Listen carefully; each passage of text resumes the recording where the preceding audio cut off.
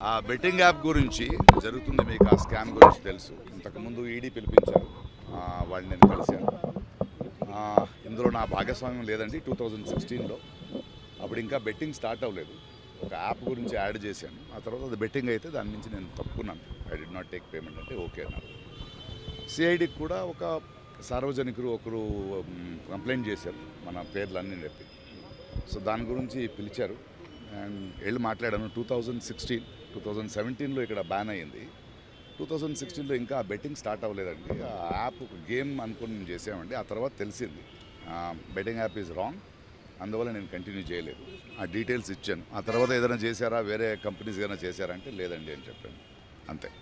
Bank స్టేట్మెంట్స్ని అప్పుడే ఇచ్చాము, అందులో ఏమీ లేదని తెలిసింది.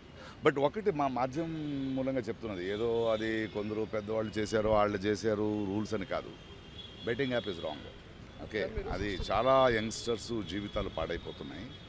2016లో మనకు తెలియదు, అది ఇంకా యాప్గా ఉంది, ఇంకా బెట్టింగ్ స్టార్ట్ అవ్వలేదు. బట్ ఎప్పుడైతే బెట్టింగ్ స్టార్ట్ అయ్యి అది బ్యాన్ అయిందో, యంగ్స్టర్స్కి నేను ఈ మూలంగా చెప్పేది ఒకటే, అంటే నేను బెట్టింగ్ యాప్ డబ్బులు పెట్టి చేయమని నేను యాడ్ చేయలేదని చెప్పడం చాలా ఈజీ. అలా కాదు, అది తెలిసి చేసినా తెలియక చేసినా తప్పు తప్పే.